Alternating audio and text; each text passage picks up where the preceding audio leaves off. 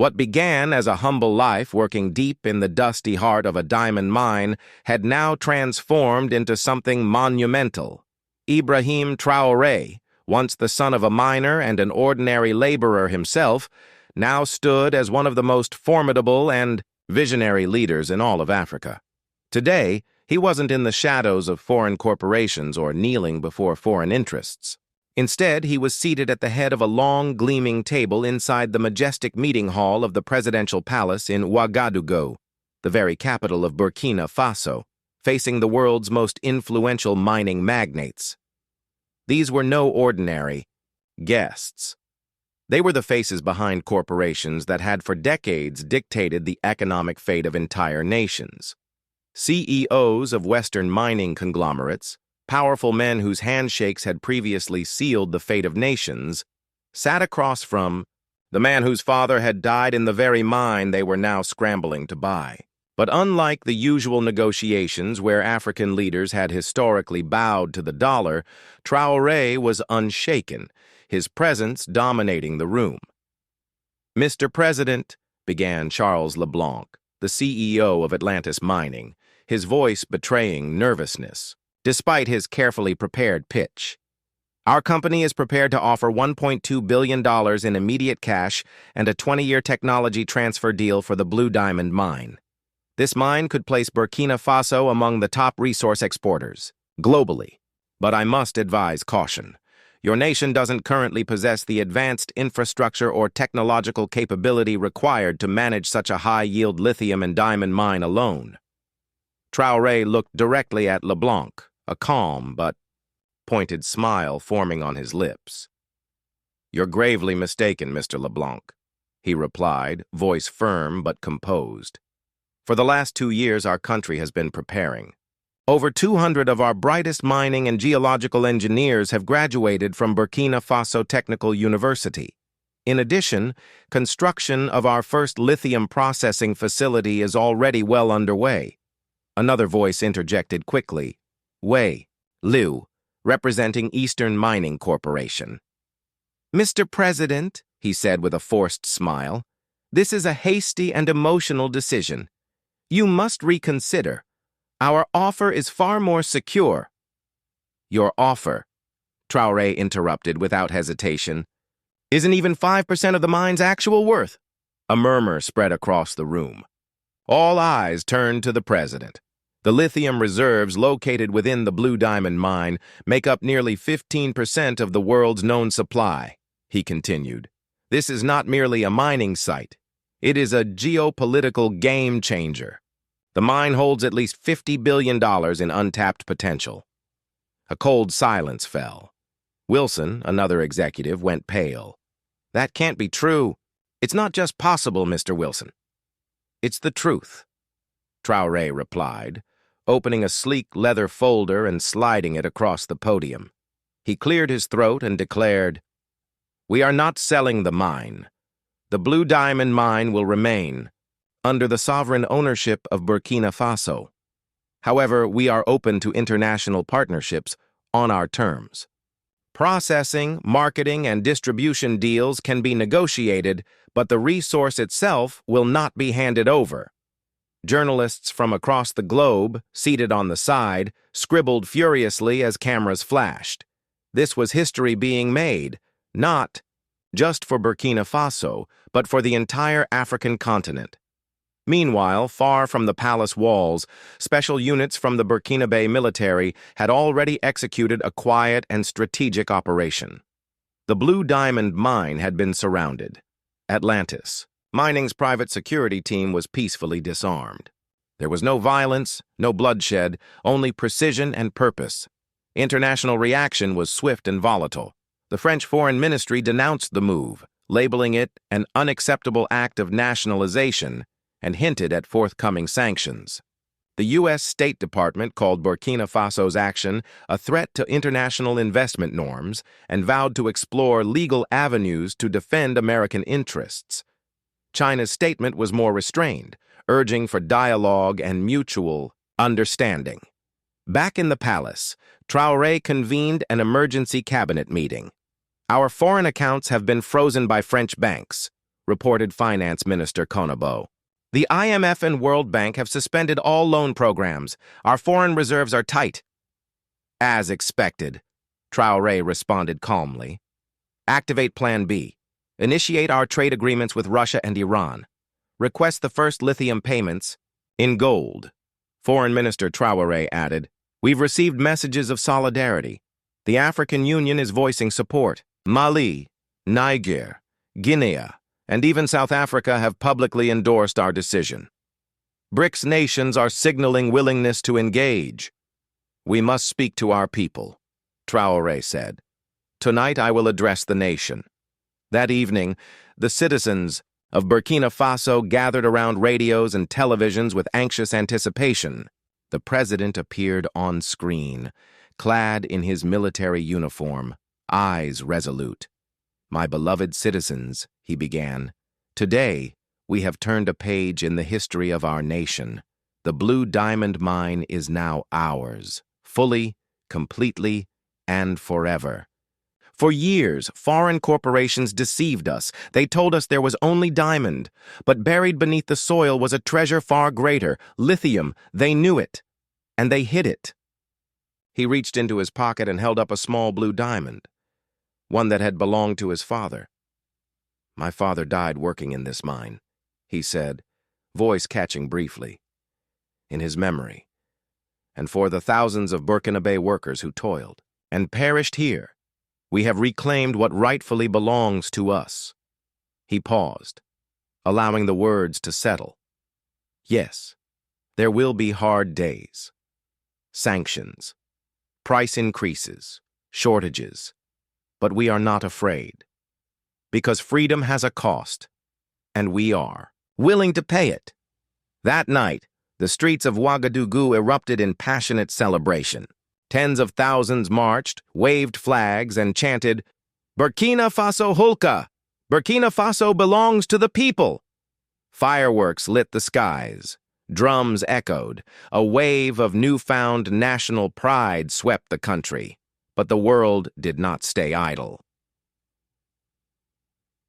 Within a week, sanctions intensified. Western banks cut off all transactions.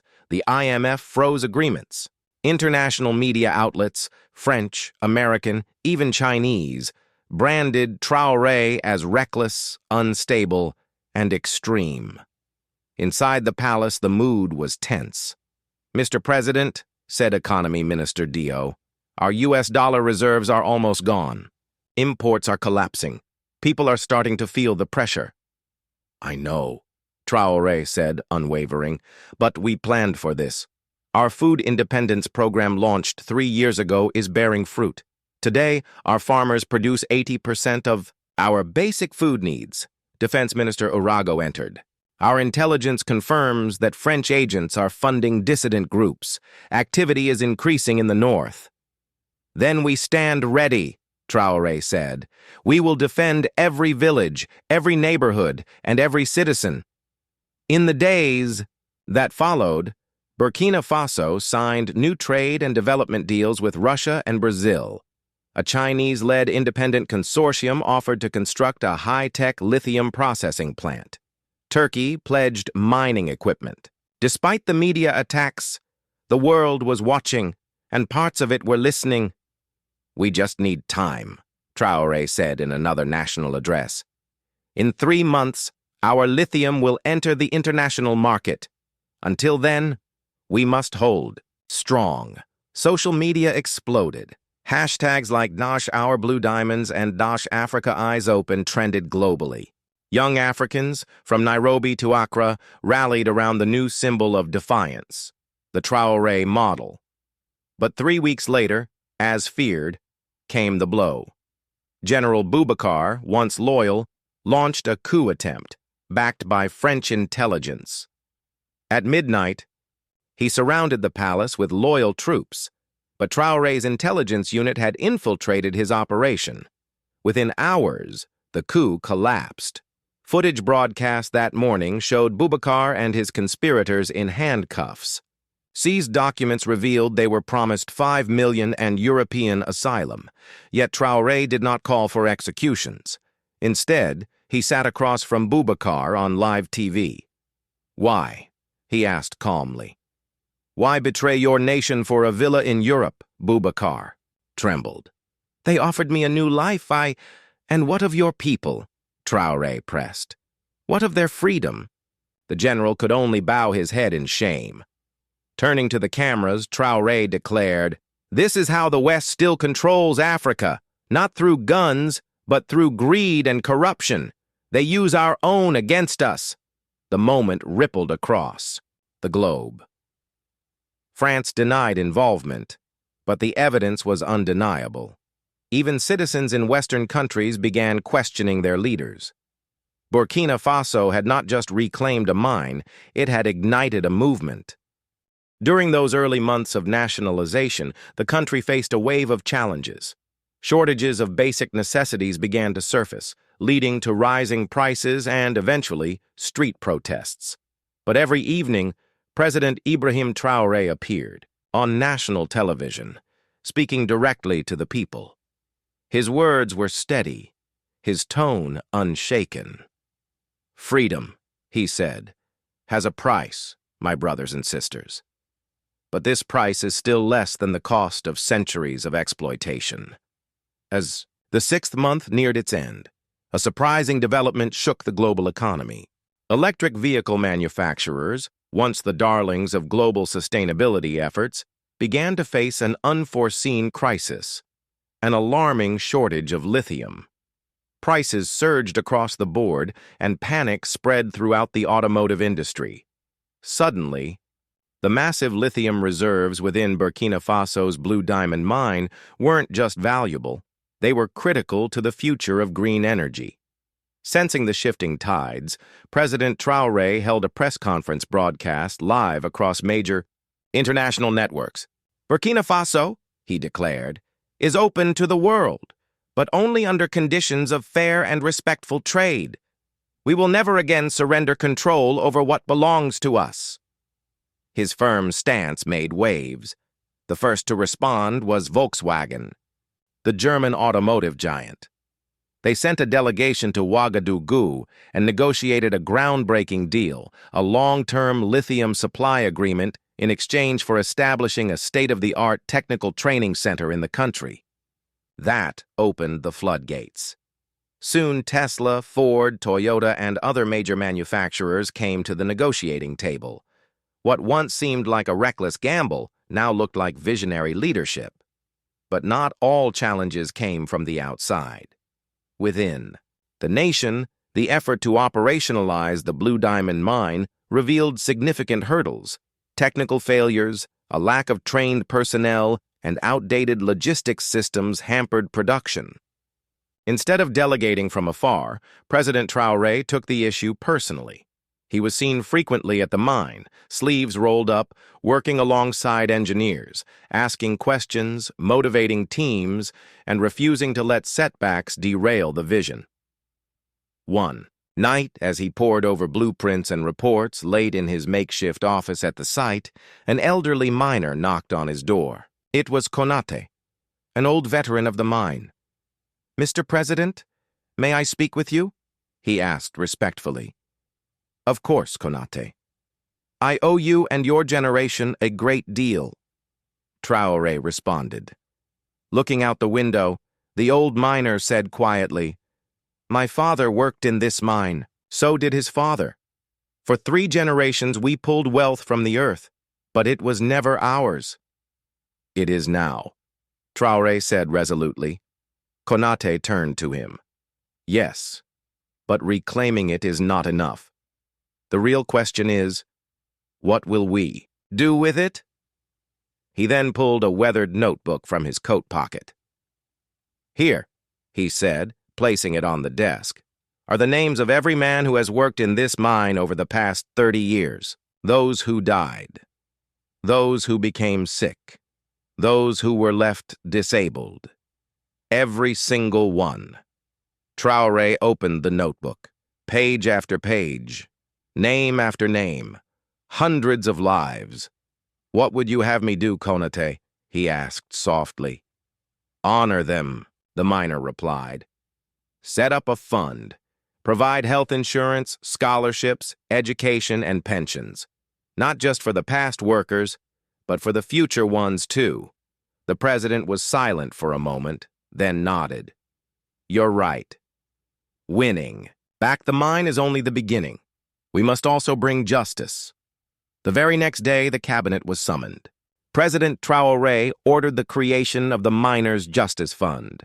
15% of all income from the Blue Diamond operation would be allocated toward improving the lives of miners and their families through health care, education, housing, and retirement benefits. 8 months later, international financial institutions like the IMF and World Bank lifted sanctions.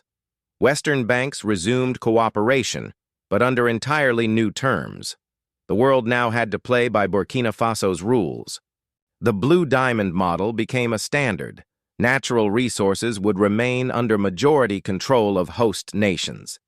A year after the nationalization, the region surrounding the mine had transformed. A vibrant new community had risen. Modern.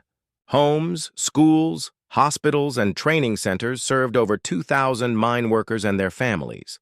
Burkina Faso's first lithium processing plant neared completion, built with help from Russian and Chinese engineers who were training local youth. On a bright morning, President Traoré arrived at the site with a group of students from the newly established Blue Diamond Technical Academy. As they walked through extraction sites, laboratories, and quality control stations, he told them, "This mine is no longer just a mine. It is a monument to our independence, a beacon of our future." Later, an elderly worker approached him and led him to a quieter corner of the site, the location of the tragic 1994 collapse. In that spot stood a newly erected monument bearing the names of those who perished, etched in stone. At the top was one name, Ibrahim Traoré, his father. "We built this," the old man said. "We will never forget them again." Traoré reached out, touching his father's name. Tears welled in his eyes. "Thank you," he whispered. That same day, a major ceremony was held. The first shipment of processed lithium was prepared for export, its value estimated at $500 million. Standing before cameras and journalists from around the globe, Traoré declared, "Today, we are not simply exporting a mineral. We are exporting the truth that we are no longer servants to the world. We are the authors of our destiny." 1 year later, he visited his father's grave, accompanied by the first graduating class of the Blue Diamond Technical Academy, all young, brilliant Burkinabés. Pointing to the distant skyline where the mine's new facilities gleamed, Traoré said, "My father left me a small blue diamond, but that was not his true legacy. His legacy was the belief that the wealth of our land belongs to its people." A young miner stepped forward, handing him a small box. Inside was a handcrafted ring made of blue diamond, inscribed with his father's name. "This gem was extracted from the exact vein where your father once worked," the miner explained. "Today, every miner's family receives health care, scholarships, and support. No child will grow up without a father the way you did." Traoré placed the ring on his finger, his voice choked with emotion. Western powers still attempted to exert economic pressure, but the country stood firm. Burkina Faso was no longer bending to foreign will. Its future was now in its own hands. "When I lost my father in that mine," Traoré said, "I was just 8 years old. That day I made a promise. Someday the wealth of our land would serve our people." That same afternoon, the Ibrahim Traoré lithium processing plant, Africa's first full-capacity lithium refinery, was officially inaugurated. World leaders attended the event, not as patrons, but as equals. Burkina Faso had risen from obscurity to become a respected force in global politics. Far away, in a luxurious high-rise, Charles LeBlanc stared at his phone. A message appeared. Atlantis mining shares had plummeted 40%. The company teetered on the edge of collapse. What once was seen as an act of rebellion had become a model. Within 2 years, 5 other African nations followed suit. Nigeria reclaimed its oil. The Democratic Republic of Congo took back its cobalt. South Africa seized control of its platinum mines. At an African Union summit, Traoré addressed the assembled leaders. Our lands hold not just minerals, but the future, and the future belongs to us. Thus, the Traoré model was born, a new chapter not just for Burkina Faso, but for an entire continent. A chapter written not in contracts or currency, but in courage. That evening, President Ibrahim Traoré stood alone on the palace balcony, his silhouette etched against the dim glow of the Ouagadougou skyline. In his hand, he held a small, matte blue diamond fragment, the only physical memory of his late father, Amara Traoré, who had perished in a tragic mine collapse 3 decades ago. That tiny stone, dull in appearance but radiant in meaning, was all his family had been left with from the Blue Diamond mine, a mine that had taken much and returned little economy. Minister Dio approached quietly, holding a leather folder thick with proposals. "Mr. President," he began, his voice low but urgent, "the offers we've received are unprecedented. These deals will bring immense wealth to our country. The potential is enormous." Traoré didn't turn to face him. His gaze remained fixed on the city lights below, memories flickering in his eyes. "My father was just a laborer in that mine, Dio. He died in the collapse of 1994, an incident that was brushed under the rug with no investigation, no accountability, and certainly no compensation. The French company, Atlantis Mining, continued operations as if nothing had happened." Dio listened silently, sensing the heaviness in the president's voice. "But before my father died," Traoré continued, his voice now steadier, "he told me something that never left my mind. He said, 'Son, the real treasure of Blue Diamond isn't the diamonds they fight over. It's something else, something they don't want the world to know.'" Dio frowned slightly. "What do you mean, sir?" "In 1994, just before the collapse, my father and his colleague Konate uncovered vast lithium deposits in that very mine. They reported it to the company's management, but the discovery was buried, intentionally. At the time, lithium wasn't nearly as valuable as it is today, but even then it was recognized as a strategic resource." "Lithium," Dio whispered. "The essential component for electric vehicle batteries, the oil of the future." Traoré nodded slowly and held up the small diamond piece. "This was the only thing the mine left me. But last month, Konate contacted me after years in hiding. He told me everything. And more importantly, he gave me this." From the inside of his jacket, Traoré pulled out a worn, weather-stained notebook. The leather binding was frayed, and the pages yellowed with time. "These are my father's geological notes. He had the foresight to map out the lithium veins. He knew what they were worth even back then." Dio's eyes widened as he flipped through the detailed sketches and coordinates. "This changes everything." Traoré's tone hardened. "Exactly. That's why this meeting tomorrow, it's not just a negotiation, it's a trap. We're about to find out how much these foreign companies have known all along and how far they've gone to keep us in the dark." He walked slowly toward the edge of the balcony, the cool night breeze brushing his face. Below, the heartbeat of Burkina Faso pulsed in the shimmering lights of the capital. "My father died when I was just 8, Dio. My mother struggled to raise me. We often had no bread to eat, no money for school.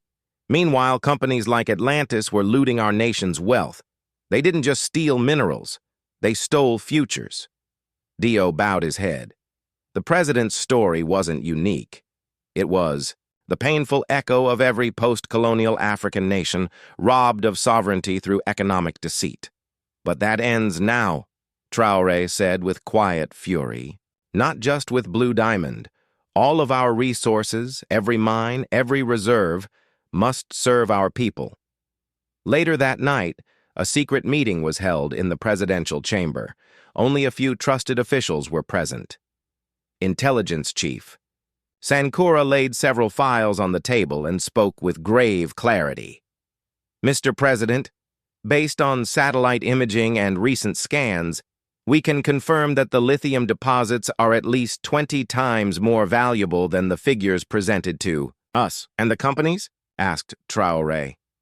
All three, Atlantis Mining, Dragon Minerals, and Liberty Resources, have long known about the lithium. They've deliberately withheld this information. He opened a laptop and displayed a series of intercepted emails. One message, dated 2 years earlier, quoted Atlantis CEO Charles LeBlanc. Once we control Burkina Faso's lithium, our company's market value will skyrocket. Start with the lowest possible bid. Africans don't understand the true worth. Traoré's jaw clenched in restrained anger. Dragon Minerals, backed by China, had reported the same hidden value in a confidential document to Beijing.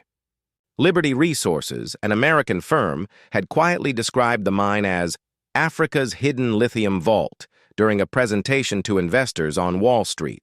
Traoré stood. Tomorrow, they expect us to sign away our future. But instead, we will unveil the truth.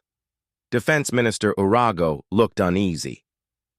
Mr. President, such a confrontation could trigger retaliation. These companies are backed by global powers, France, China, the United States. We could face sanctions. Or worse. We're ready, Traoré responded firmly. For 2 years, we've been working behind the scenes. We've secured alternative trade routes, made covert agreements with nations like Russia, Turkey, Brazil, and Iran. We've also already imported the necessary equipment to begin domestic lithium processing. They won't strangle us. Dio blinked in astonishment. But how did you manage all this without anyone knowing? Traoré gave a small, knowing smile. Because I've been planning for this moment since my father died. Every move has led to this day. Sankura spoke again. Mr. President, there's more. Western intelligence, especially the French DGSSE, has been in contact with certain opposition figures. We believe they are preparing for a potential coup. Names? Traoré asked, his tone now ice-cold. General Boubacar, Colonel Zeta, and former Economy Minister Traoré. All have received illicit funds from French accounts. Keep them under surveillance, Traoré ordered, but don't move yet. First, we secure the mine. Then we clean the house. Meanwhile, in the luxury suites of Ouagadougou's top hotels, the foreign CEOs were making calls. Charles LeBlanc laughed into his phone. Relax. Traoré is naive. Tomorrow he'll sign, and Blue Diamond will be ours. The lithium play is a gold mine. Liu Wei conferred with Beijing. We offered the highest bid. The West is desperate. Traoré won't walk away from the money. At the bar, Robert Wilson clinked glasses with his aides. Once this deal is inked, Detroit will become the EV capital of the world. Lithium is the new oil, and we'll own the tap. But none of them knew. Traoré had already moved every piece on the board. The next morning, the grand signing ceremony was underway. International journalists packed the room, cameras rolled. The CEOs sat front row, confident smirks on their faces. President Traoré walked in on time, calm and resolute. He approached the podium. Distinguished guests, he began. We are gathered here today to sign a historic agreement, one that will determine the destiny of our nation. LeBlanc smiled, ready for victory. But, Traoré continued, the agreement we are about to sign is not the one discussed yesterday. A stunned murmur spread across the room. After careful consideration, I am announcing that Burkina Faso is rejecting all offers from Atlantis Mining, Dragon Minerals, and Liberty Resources. The CEOs stared at each other in disbelief. Instead, Traoré said, raising his voice, we are founding the Burkina Faso National Mining Company. The Blue Diamond Mine will now be fully owned and operated by our people. LeBlanc shot to his feet, furious. This is outrageous. You are violating international business agreements. What's truly outrageous, Traoré said with calm, defiance, is how you deliberately concealed the existence of the lithium deposits. How you schemed to exploit our ignorance. That ends today. He pressed a button. Behind him, a massive screen displayed damning evidence, emails, internal memos, geological maps, and corporate strategies. Proof that all three companies had known the truth for years. The room fell into stunned silence. "The game is over, gentlemen," said Traoré, his voice clear and unwavering. "Burkina Faso will no longer be a playground for imperial greed. The age of exploitation ends here.